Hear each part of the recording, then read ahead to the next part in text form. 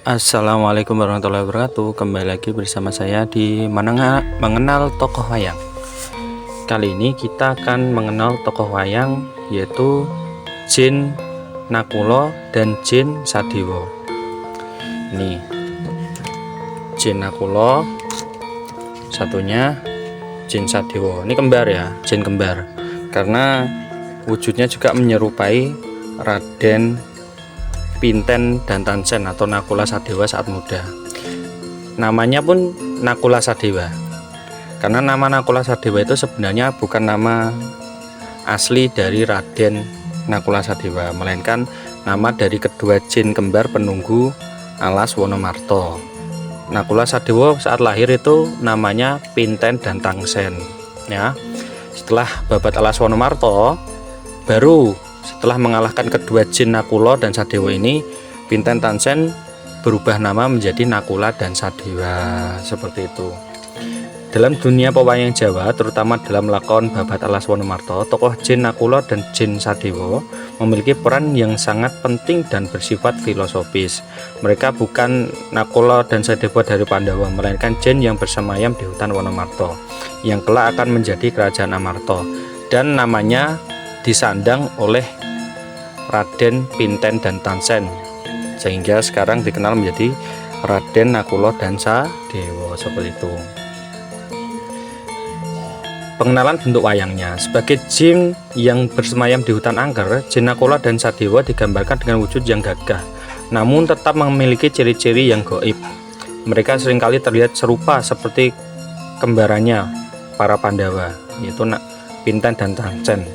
Bentuknya tidak selalu menyeramkan seperti raksasa buta, tetapi lebih menyerupai kesatria dengan aura spiritual yang kuat.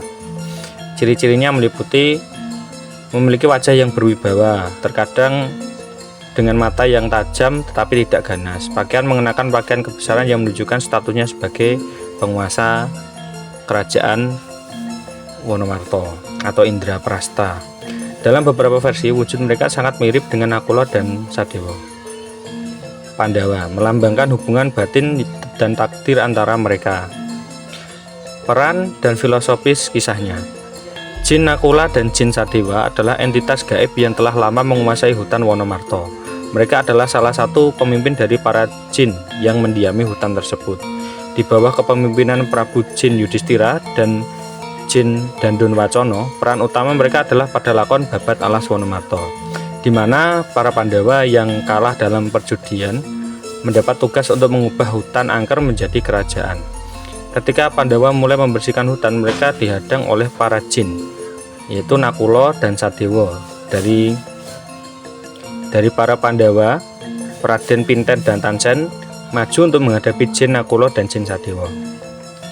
Pertarungan yang terjadi bukanlah adu kekuatan fisik, melainkan adu kekuatan batin dan kebijaksanaan. Jin Nakula dan Jin Sadewa yang memiliki nama yang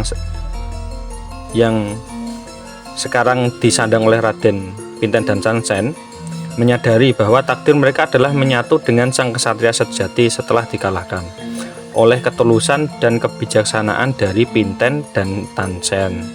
Jin Nakula dan Jin Sadewa tidak tewas. Sebaliknya, mereka menjelma dan menyatu ke dalam tubuh Nakula, ke dalam tubuh Pinten dan Tansen. Penyatuan ini membuat Pinten dan Tansen sangat menjadi kesatria yang tidak hanya tampan dan bijaksana, tetapi juga memiliki kekuatan gaib yang luar biasa. Dialog tokoh sebagai raja yang bijaksana, dialog Jin Nakula dan Jin Sadewa mencerminkan wibawa dan pengetahuannya yang mendalam.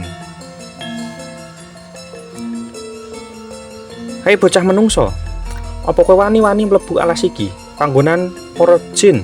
Hei anak-anak manusia, berani-beraninya kamu masuk ke hutan ini, tempatnya para jin. Kalimat ini menunjukkan wibawaannya sebagai penguasa.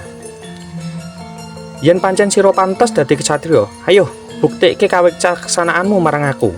Jika memang Anda pantas menjadi kesatria, ayo buktikan kebijaksanaanmu padaku. Ini adalah tantangan yang ia berikan yang menguji bukan kekuatan fisik, melainkan mental dan spiritual dari Raden Pinten dan Tansen dari Pandawa. Pesan moral. Kisah Jin Nakula dan Jin Sadewa menyimpan pesan moral yang sangat mendalam. Penyatuan spiritual dan kekuatan. Kisah ini melambangkan bahwa seorang kesatria sejati tidak hanya membutuhkan kekuatan fisik, tetapi juga kekuatan spiritual dan kebijaksanaan. Penyatuan Jin Nakula dan Jin Sadewa dengan Pinten dan Tansen adalah simbol dari hal ini. Nakula dan Sadewa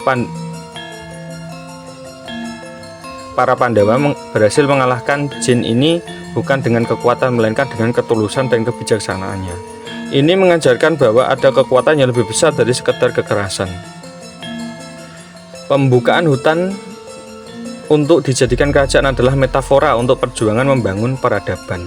Hutan yang angker melambangkan tantangan dan kekuatan spiritual yang harus ditaklukkan dan diintegrasikan ke dalam diri untuk menciptakan sebuah kehidupan yang makmur dan damai. Jin Nakula dan Jin Sadewa adalah tokoh yang mengajarkan bahwa kekuatan sejati seorang ksatria terletak pada kemampuannya untuk menyatukan kekuatan fisik dengan spiritualitas. Ia adalah simbol dari takdir dan kebijaksanaan yang akan selalu membimbing seseorang ksatria sejati. Oke, mungkin cukup sekian video kali ini. Kurang lebihnya saya mohon maaf. Semoga video ini menjadi tuntunan dan tontonan. Sekian, wassalamualaikum warahmatullahi wabarakatuh.